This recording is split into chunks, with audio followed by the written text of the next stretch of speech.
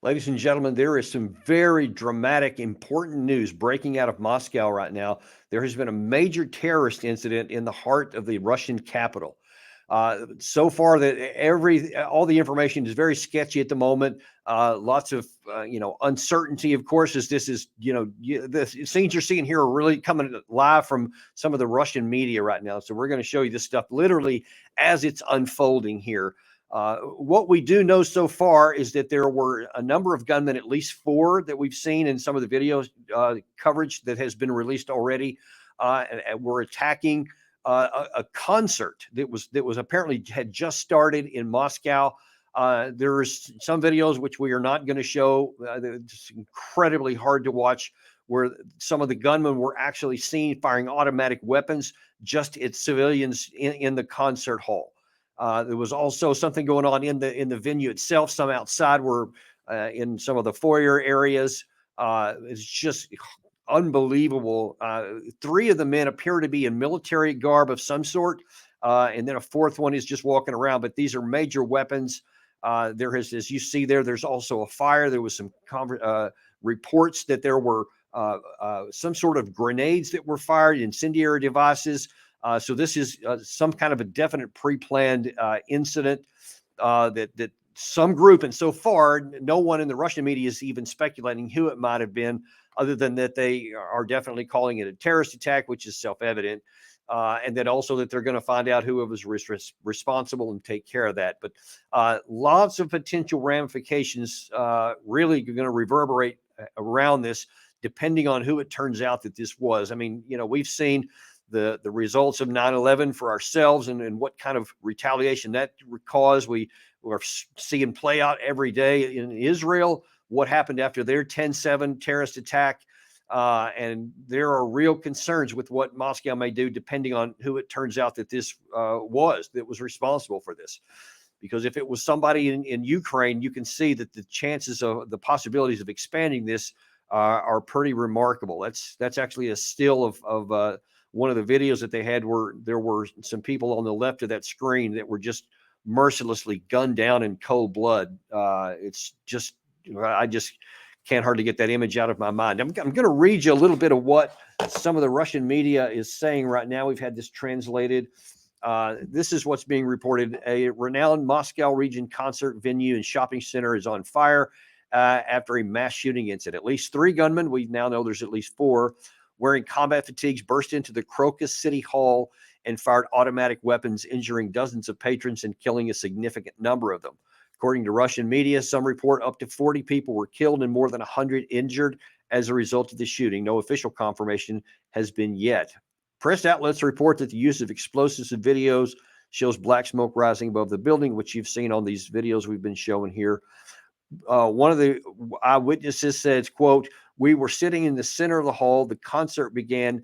Just a couple of minutes passed. One or two grenades exploded in the middle. Gray smoke started pouring out. Panic began," it says, and then people continued to run. The Moscow mayor, Sergei Sobyanin, has ordered city services to provide all necessary assistance, and scores of ambulances and fire vehicles have been showing up. Helicopters have been seen actually trying to put the blaze out from above. And you're seeing some of the scenes there of what happened actually in the hall itself.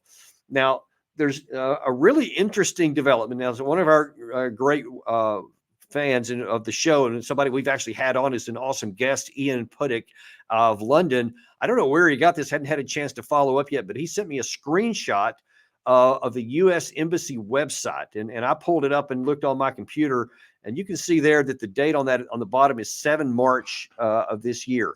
And in it warned that the embassy is monitoring reports of an extremist that have possibility to attack large gatherings, including concert goers. And it said, hey, for the next 48 hours, avoid any large areas. So that was obviously about 2 weeks ago. So that 48 hours has passed, but it's very, very interesting. And I assure you that a lot of people will be wanting to know what this, what the intelligence was behind this. What was the embassy concerned about, that they were warning Americans not to go to any large gatherings, and specifically cited concerts when that's exactly what got hit today. I'm, there's so many things that going on here. I know I've seen in some of my experience before at other American installations, we get these kinds of warnings a lot. Sometimes they're specific, sometimes they're not. If there's warnings, they'll put them out. I saw some of those in Germany when I was stationed abroad. So you never know for sure what's going to happen. And of course, if you had seen that at the time, you'd have thought, okay, well, those 48 hours had passed, nothing happened. But they kept the warning up there anyway. And now we see that the very thing that was warned about had happened. So a lot of interest in following that. And I'm sure we'll be following up with the any further updates on the website by the U.S. government of its embassies there to find out what happened. Now, here's one of the reasons I'm really worried about what may happen in the aftermath of this. There has been a lot of information coming out here in just the last few days of so-called Russian nationalists that are fighting on the side of Ukraine that have been forming, I think they call them a volunteer corps or something to that effect, Liberation Corps, something like that, where they were fighting on the Russian border with Ukraine in Russian territory. And the Russian military forces have been pushing that back. It didn't gain any ground. It was never had much of a chance to do anything. It was more posturing than anything else. But there were a lot of military armed clashes among this group. And I think that there's going to be a lot of eyeballs on, was this group here, because they were wearing military uniforms, was this part of that group there that conducted this terrorist attack in Moscow? And if that's the case, then there's going to be a real possibility or concern about the response from Russia. And so far, President Putin has not made any comments. No senior officials have made any comments at all. No one speculated on who may have done this. But you can see that the possibility of retaliation could be extraordinary, because thus far, though many in the West don't want to accept it, Russia has been pretty restrained in their war here. They have not gone all out. And even this recent attack on Kiev a couple of days ago was the first one in 44 days. Primarily, they're going after military targets. Sometimes these missiles get shot down and they fall into civilian areas, like we showed you a couple of days ago happened in that case. But by and large, they have actually left the capital alone while they've been going after energy infrastructure, military targets, especially in the area of the near rear of the front lines. But if Russia believes that something like this was done, and it was done with the knowledge of the Ukrainian government, then you can see that they could take retaliation on a much larger scale, which would risk expanding the war. And that is going to be the real issue. Whatever Moscow does here, they're going to have to be very restrained, because otherwise this situation, is bad, could get much, much worse. And unfortunately, we saw Israel was not restrained in what they did in response to their October 7th attack. It has been an egregious assault into the entire Palestinian populations. And we definitely do not want to see anything like that. We don't want to see anybody in Ukraine, especially civilians, pay any kind of a price because of what whoever did this, has a result of. So we don't want, we're going to have to keep an eye on that so that this doesn't go into any bad territory. But of course, not that we have any power over this, but that's something we're going to be monitoring for you. So all eyes are going to be on Moscow to find out who they say did this and who was behind it, who may have ordered it. All these things are going to be really, really tense because of the potential fallout. And then, of course, once they do announce who it's going to be what next? What is going to be the retaliation? Because here's the compounding problem for the Russian people. Vladimir Putin just got reelected to a new term with an overwhelming public support, which means they're behind him. They will be very much, the people of Russia will almost certainly demand some kind of strong retaliation against whoever ordered this, in addition to the people that took place on it, as always happens. And the risk of escalation is just really kind of off the charts right now.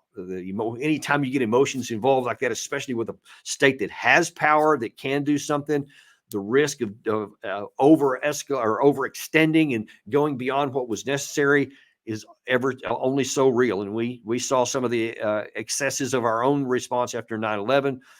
Which, we paid for quite a long time afterwards. And so you can't underestimate that. But right now, we've kind of brought you up to date on what we know at the moment.